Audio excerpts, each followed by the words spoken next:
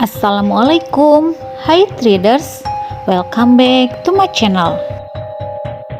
Kali ini saya akan bawakan kisah mengenai keangkeran sebuah mall di daerah Jakarta Selatan yang kita samarkan dengan sebutan Mall AI ya. Berikut cerita selengkapnya. Gelap, kosong, sunyi, hanya sedikit lampu menyala memberi penerangan. Seramnya gedung kosong di malam hari. Seorang teman akan berbagi kisah cekam ketika bekerja di salah satu mall atau plaza terkenal di daerah Jakarta Selatan. Lift sudah dimatiin, Dik. Lo harus lewat tangga dalam. Ya, aku sendirian pula. Mbak Yan gak mau turun bareng. Belum bisa, masih ada yang harus gua kerjain nih. Itu percakapanku dengan Mbak Yanti, staf admin di tempat aku bekerja. Setelah berganti pakaian, aku berniat untuk langsung pulang. Aku yang baru bekerja selama 2 bulan, entah disengaja atau tidak, lebih sering ditugaskan untuk shift sore. Tentu saja pulangnya akan malam, seperti kali ini. Bioskop yang ada di lantai 6, maka dari itu aku harus menuruni tangga eskalator yang sudah dalam keadaan mati juga. Lantai demi lantai untuk sampai ke lantai dasar karena lift yang biasanya bisa digunakan ternyata malah mati. Entah kenapa. Gedung mall ini berbentuk melingkar walaupun gak bundar. Di tengahnya ada ruang kosong dari atas sampai ke bawah. Jadi untuk menaiki atau menuruni eskalator harus memutar mengelilingi sebagian lantai untuk menuju eskalator berikutnya. Inilah yang aku lakukan. Harus menyusuri lantai demi lantai, menuruni tangga, menuju pintu keluar di lantai dasar. Berjalan melewati depan setiap toko. Pemandangan pantulan kaca displaynya membuat aku bisa melihat diri sendiri yang sedang berjalan sendirian. Ya terang aja sendirian, sudah nyaris jam 12 tengah malam. Ini bukan yang pertama, sebelumnya sudah beberapa kali aku pulang dan berjalan sendiri di dalam gedung plaza ini. Akan tetapi, sesekali aku juga melihat 1 atau 2 orang security yang sedang patroli. Entah melihatnya dari jauh atau berpapasan langsung. Aku yang pada dasarnya sangat penakut, sedikit merasa aman ketika sudah melihat ada petugas security. Seperti yang aku bilang tadi, gedung ini memiliki ruang kosong di tengahnya.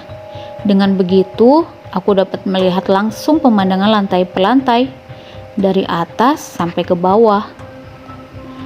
Makanya kadang aku dapat melihat security atau orang lain sedang berjalan di lantai berbeda dengan lantai yang sedang aku susuri. Begitu juga dengan malam ini. Aku tentu saja bisa melihat pemandangan yang sudah aku ceritakan tadi, walaupun sebagian besar lampu sudah dalam keadaan mati. Oh iya, sebagian lampu dalam gedung dalam keadaan mati ketika sudah di luar jam operasional. Jadinya ya gelap, walaupun bukan gelap total. Tapi ada yang sedikit mengganggu karena malam ini atau kali ini aku gak melihat ada pergerakan orang lain selain aku. Biasanya yang paling sering aku lihat adalah petugas security atau karyawan lain yang juga pulang malam. Kali ini beda, malam ini terasa sangat sepi. Hanya suara langkah kakiku saja yang terdengar. Masih di lantai 5. Tapi sepertinya aku sudah merasa gak nyaman. Solusinya? Mempercepat langkah supaya lekas sampai bawah. Eskalator mati, AC juga mati. Hal ini tentu saja menambah semuanya jadi gak nyaman. Tapi kecemasan berkurang ketika tiba-tiba terdengar suara langkah kaki. Akhirnya ada orang juga, pikirku dalam hati. Coba mencari tahu dari mana sumber suara. Sambil terus berjalan aku pandangi setiap lantai sampai yang paling ujung, atas juga bawah. Yang pastinya sang punya langkah gak berada di lantai 4 yang sedang baru saja aku pijak ini. karena sama sekali nggak kelihatan ada orang. Ah, ya sudah, terdengarnya sih dari lantai bawah, mungkin orang itu menuju pintu keluar juga, sama seperti aku. Benar, ketika sedang memperhatikan selasar lantai 2, sekilas aku melihat ada orang yang sedang berjalan lambat, melangkah menuju eskalator, tapi jalannya lambat, perlahan. Dari penampilannya dapat dipastikan kalau itu bukan security, karena bentuknya sosok perempuan. Terlihat dari gerai rambut panjangnya. Aku juga sangat yakin kalau itu adalah karyawati yang pulang malam, sama sepertiku. Aku yang terus bergerak berjalan, akhirnya pandangan jadi terhalang untuk melihat terus perempuan itu. Sampai akhirnya benar-benar gak bisa melihatnya lagi. Tapi walaupun begitu, suara langkah kaki masih kedengeran. Nah, beberapa detik kemudian, suara langkah juga ikut menghilang. Kemana tuh orang? Pikirku sambil sejenak menghentikan langkah mencari jawaban. Sama sekali gak kelihatan ada orang. Cemas kembali kurasa karena seketika sepi melanda. Lagi-lagi aku kembali meneruskan langkah menyusuri selasar lantai 4, lalu turun ke lantai 3. Langkah buru-buru aku lakukan karena kosongnya lagi-lagi membuat aku mulai merasa cemas. Aku semakin ketakutan ketika merasa kalau di dalam gedung besar ini sepertinya gak ada orang lagi selain aku. Kosong. Walau sepertinya gak mungkin, tapi aku merasa seperti itu. Singkatnya, akhirnya aku sampai juga di tangga menuju lantai dasar. Tapi pada saat inilah ada sesuatu yang menarik perhatian. Ketika sedang melangkah menuruni tangga, kembali aku mendengar suara langkah kaki. Persis seperti sebelumnya. Bedanya, kali ini terdengar dari atas. Aku nggak tahu dari lantai berapa. Masih berada di tengah-tengah eskalator, aku lalu menghentikan langkah, melempar pandangan ke atas, menyapu setiap sisi gedung yang masih dapat terlihat. Iya, dalam gelap, akhirnya aku melihat sesuatu. Ada seorang perempuan yang sedang berdiri diam di salah satu toko di lantai 3, berdiri dekat dengan pagar kaca, gak menghadapku, tapi dia berdiri menghadap sisi gedung yang berseberangan dengannya. Itu siapa? Pertanyaan muncul dalam kepala, tapi melihat itu tiba-tiba aku merinding. Ketakutan menyeruak memenuhi ruang batin. Sontak aku melanjutkan langkah menuruni tangga eskalator terakhir. Pintu keluar ada di sebelah kanan, sedangkan posisi perempuan itu di sebelah kiri. Tentu saja aku bergegas berlari kecil ke arah kanan. Nah, ketika sedang hendak menjauh dari eskalator, tiba-tiba aku mendengar sesuatu. Aku mendengar suara tawa perempuan. Tawa tertahan, tetapi sangat jelas. Sumber suara berasal dari belakang.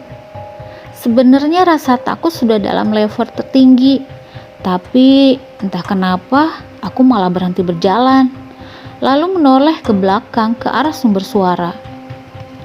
Kemudian terlihatlah pemandangan yang membuat aku tercekat ketakutan. Seperti terhipnotis, gak bisa mengalihkan pandangan. Awalnya aku melihat seperti ada tirai putih yang melayang jatuh dari lantai atas. Tapi ternyata bukan. Setelah aku perhatikan lagi, ternyata bukan tirai terbang melayang, tetapi itu adalah sosok perempuan berambut panjang yang sedang melayang turun dari lantai 3. Baju putih lusuh panjangnya tergerai melambai seperti tertiup angin. Pakaian inilah yang kulihat sebelumnya seperti tirai. Sementara tawanya masih terdengar mengiringi, bukan tawa melengking, tapi tertahan, namun terdengar jelas. Beberapa detik lamanya aku terdiam perhatikan, seperti terhipnotis. Tapi akhirnya aku sadar ketika melihat sosok seperti kuntilanak itu akhirnya mendarat di lantai 1 lalu berdiri menghadapku. Aku langsung membalikkan badan kemudian berlari menuju pintu keluar. Tangisku nggak tertahan lagi ketika akhirnya sudah benar-benar sampai pintu keluar. Di situ ada 2 orang security sedang berjaga. Aku Diana, pernah bekerja pada salah satu bioskop yang berada di kawasan Jakarta Selatan itu. Aku bekerja di tempat itu pada rentang waktu 2007 sampai 2010. Sebenarnya, sebelum aku bekerja sudah banyak mendengar cerita seram tentang gedung di mana bioskop tempat aku bekerja ini berada. Memang, gedung perbelanjaan ini termasuk salah satu gedung di Jakarta yang umurnya bisa dibilang sudah tua. Yaitu tadi, aku sudah banyak mendengar cerita seram sebelumnya. Setelah aku sudah mulai bekerja pun, aku juga banyak mendengar cerita-cerita aneh menjurus seram dari rekan kerja yang sudah lebih dulu bekerja di situ. Aku yang sangat penakut, kadang berusaha sebisa mungkin gak mendengarkan cerita-cerita seram itu. Tapi ya tetap saja, seringnya penasaran, lalu mendengar semuanya. Bulan-bulan pertama aku hanya mendengar ceritanya saja, sama sekali belum merasakan hal-hal janggal. Tapi setelah memasuki bulan ketiga, akhirnya aku mulai mengalami sendiri kejadian seramnya. Pengalaman pertama adalah kisah yang aku ceritakan di awal tadi, ketika melihat sosok kuntilanak terbang dari lantai 3 turun ke lantai dasar. Setelah peristiwa itu, aku gak mau lagi pulang kerja malam hari, jalan sendirian. Harus ada yang menemani.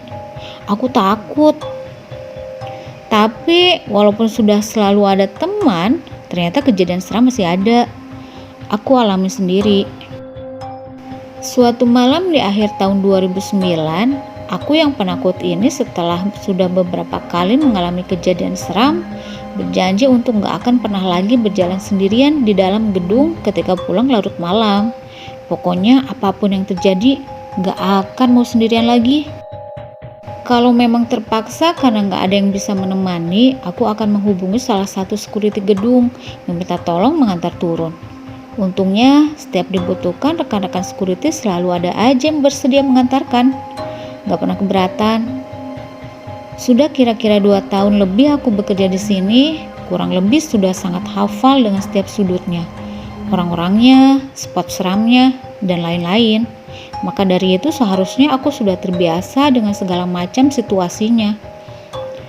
Tapi ini gak begitu. Semakin lama aku semakin parno, semakin ketakutan. Banyak alasan bisa seperti itu. Salah satunya adalah semakin banyak aku mendengar cerita seram yang dialami pekerja di sini, ataupun juga pengunjungnya. Belum lagi banyak peristiwa aneh menjurus seram yang aku alami sendiri. Pokoknya aku semakin takut, semakin parno. Mungkin penggalan kisah yang akan aku ceritakan ini adalah peristiwa terseram yang pernah aku alami. Detailnya masih sangat aku ingat.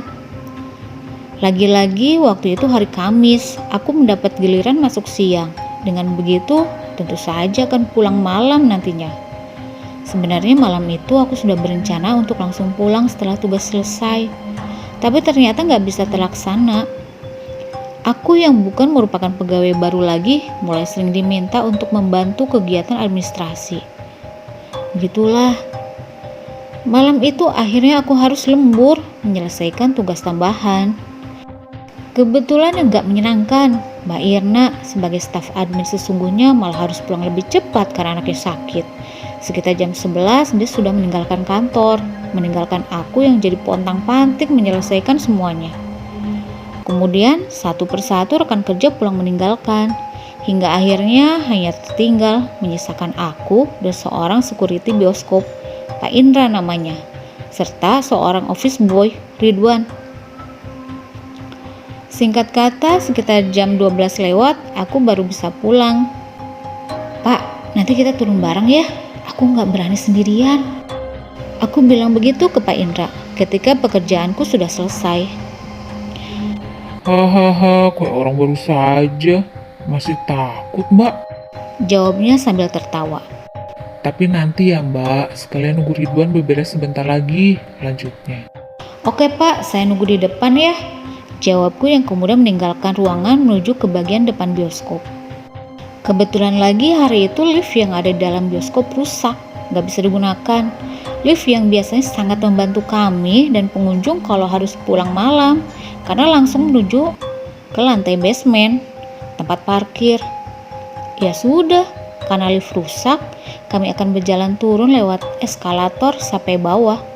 Memang harus seperti itu, nggak ada jalan lain. Sementara Pak Indra dan Ridwan menyelesaikan pekerjaannya, aku duduk menunggu di kursi depan pintu masuk. Sambil melihat-lihat layar BlackBerry kesayangan, aku duduk dalam gelap, karena sebagian lampu sudah dimatikan. Kursi tempat aku duduk ini berada persis menempel di teras kaca.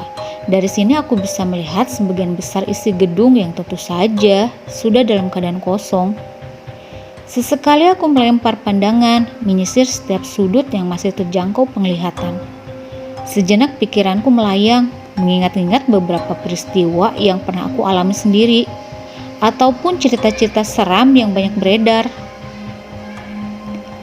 Dek, tiba-tiba aku merinding, kemudian menoleh ke arah pintu bioskop. Lalu jadi agak tenang, karena masih sesekali melihat Pak Indra dan Ridwan warawiri di dalam. Benar-benar sunyi, gak ada suara sama sekali. Lagi-lagi aku menerawang ruangan, merasakan kosongnya malam. Melamun sesaat, fokusku hilang dikala hening senyap menjerat kesadaran. Tapi tiba-tiba aku melihat sesuatu di kejauhan. Ada bayangan berbentuk orang yang muncul dalam gelap. Aku yang awalnya kaget berangsur jadi agak tenang ketika merasa kalau sepertinya yang datang itu benar-benar orang. Ternyata benar, aku melihat ada seorang sedang melangkah mendekat. Karena masih cukup jauh, jadinya aku masih hanya bisa melihat dalam bentuk siluet. Tapi aku sudah bisa yakin kalau orang itu adalah sosok laki-laki kalau melihat dari posturnya. Ketika sudah cukup dekat, barulah aku bisa melihat dengan jelas kalau ternyata yang mendekat ini adalah seorang security gedung. Leganya, aku jadi bisa segera turun dengan meminta untuk ditemani ke bawah. Pak, aku menegurnya ketika kami akhirnya sudah berhadapan karena agak familiar. Aku melirik ke name tag yang ada di seragamnya. Aku membaca namanya Wawan. Iya, aku lupa. Apakah aku pernah melihat Pak Security yang satu ini atau belum ya? Karena wajahnya masih sangat asing. Tapi mungkin saja aku lupa. Atau security baru, bisa jadi. Pak Security ini tersenyum. Pak Wawan, tolong antar saya ke bawah dong. Aku meluruskan kalimat yang sempat terpotong sebelumnya. Boleh mbak, kebetulan saya juga mau turun. Jawab Pak Wawan sambil tetap tersenyum. Oke Pak, sebentar ya, saya pamit ke dalam dulu. Lalu aku bergegas berlari ke dalam untuk bilang ke Pak Indra kalau aku turun duluan. Diantar siapa mbak? Tanya Pak Indra. Security Pak, Wawan namanya. Saya duluan ya Pak. Jawabku sambil langsung bergegas pamit. Pak Indra yang kelihatan seperti masih punya pertanyaan, akhirnya membiarkan aku pergi. Sesampainya kembali di pintu depan, aku melihat Pak Wawan berdiri dalam gelap menungguku. Sudah Pak, yuk kita turun, ucapku. Kemudian kami berjalan menuju eskalator yang sudah dalam keadaan mati. Makasih ya Pak, saya nggak berani jalan ke bawah sendirian, takut. Iya mbak, memang agak seram sih. Sepenggal percakapan tadi dalam perjalanan kami ke lantai dasar. Pak Wawan baru ya kerja di sini? Tanyaku. Enggak mbak, sudah lama kok. Jawabnya pendek. Satu persatu kami turuni, satu persatu lantai kami susuri. Ruang gelap sebagian jadi sisi yang harus dilewati. Barisan kaca display toko yang sudah tutup memantulkan bentuk yang ada di dalamnya. Layaknya cermin, sesekali ada percakapan antara aku dan Pak Wawan. Percakapan yang selalu aku yang memulai. Beliau hanya menjauh seperlunya. Terus seperti itu. Sampai ketika aku mulai merasa ada yang gak beres. Tiba-tiba aku mendengar ada suara langkah kaki. langkah kaki yang sepertinya ada di belakang kami.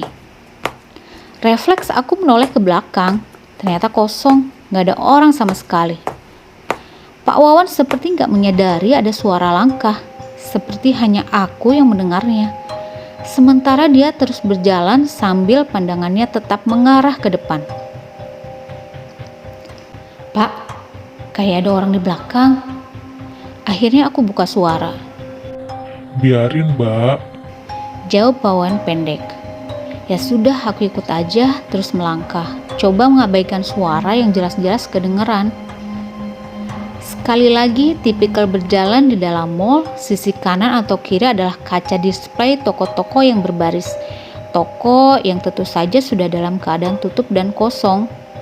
Kaca-kaca display ini kalau ruangan di dalamnya dalam keadaan gelap, tentu saja menjelma menjadi cermin. Cermin yang memantulkan semua objek yang ada di hadapannya. Awalnya aku nggak memperhatikan pantulan yang ada di kaca ini karena sudah pasti isinya adalah aku dan Pak Wawan yang sedang berjalan menyusuri depan toko. Benar adanya karena kami yang sedang ada di depan kaca, ya jadinya pantulan tubuh kami berdua lah yang muncul. Tapi ada yang aneh. Ada yang menarik perhatian dari pantulan kaca. Hal itu menyebabkan aku jadi memperlambat langkah. Karena itulah Pak Wawan jadi beberapa langkah di depan. Semakin penasaran aku untuk memperhatikan kaca display toko. Beberapa detik kemudian, aku semakin memperlambat langkah. Sampai akhirnya benar-benar berhenti. Kenapa? Ada apa? Degup jantung seperti berhenti. Desir hawa dingin langsung menyergap diri. Ketika dari pantulan kaca aku melihat kalau Pak Wawan berjalan melangkah dengan kaki yang sama sekali nggak menyentuh lantai. Dia berjalan melayang. Aku semakin kaku, berdiri diam, ketakutan. Ketika akhirnya melihat langsung Pak Wawan yang masih berjalan pelan beberapa langkah di depan, tanpa melalui pantulan kaca. Benar, aku melihat langsung kalau Pak Wawan berjalan melayang, kakinya sama sekali gak menyentuh lantai. Aku terduduk lemas melihat itu. Aku mulai menangis kecil ketika sosok Pak Wawan akhirnya berhenti melangkah juga. Lalu perlahan membalikan tubuhnya jadi menghadapku. Hanya beberapa meter jarak kami. Pak Wawan tersenyum dalam diam, dalam gelap. Sementara aku terus duduk menangis dalam ketakutan. Ada pintu darurat di sebelah kanan. Sosok Pak Wawan menoleh ke sana, lalu berjalan menujunya. Tetap berjalan melayang. Pak Wawan berjalan menuju pintu darurat yang dalam keadaan tertutup itu. Dalam remang gelap, aku melihat sosoknya menembus melewati pintu darurat, lalu hilang dalam pandangan. Tubuhku lemas, kaki belum mampu menopang berat badan, gak mampu berdiri. Tapi kemudian aku lagi-lagi mendengar suara langkah kaki terdengar dari belakang. Aku gak mampu untuk menoleh, gak kuat kalau harus kembali menghadapi kengerian. Aku menangis sendirian sementara langkah-langkah kaki terdengar semakin mendekat dan mendekat. Aku ketakutan. Mbak Diana, ngapain di sini? Ayo berdiri, kita keluar. Ternyata Pak Indra dan Ridwan. Syukurlah, aku menangis lega melihat mereka berdua. Beberapa hari kemudian, Pak Indra dan Ridwan sudah berani untuk bercerita. Jadi malam itu, gak lama setelah aku pamit dan bilang akan diantar Pak Wawan turun, Pak Indra langsung buru-buru mengajak Ridwan untuk segera turun juga. Karena ya itu tadi, Mbak Diana bilang kalau mau diantarkan oleh security yang namanya Wawan. Yang saya tahu, yang pernah dengar, kalau dulu memang ada security yang namanya Wawan, tapi sudah meninggal. Menurut para security di sini, katanya walaupun sudah meninggal, sosok Wawan masih kadang terlihat berpatroli keliling gedung. Makanya saya langsung ikutin Mbak Diana. Tapi kami melihat kalau Mbak Diana jalan sendirian, gak ada yang menemani. Dipanggil diem aja, gak menoleh. Sampai akhirnya kami menemukan Mbak Diana duduk menangis di lantai 2. Begitulah cerita Pak Indra. Menurut Tiders, serem gak? Oh ya traders, kalau ingin tahu cerita selengkapnya, langsung aja ya kunjungi akun Twitter Bristory. Oke traders, kalau kalian pernah ngalamin seperti cerita Diana di atas, tulis di kolom komentar ya, di mall mana aja yang serem-serem itu. Sekian cerita hari ini, stay safe dan jangan lupa bahagia. Jangan lupa selalu klik tombol like, komen, dan subscribe ya. Assalamualaikum warahmatullahi wabarakatuh. Dadah.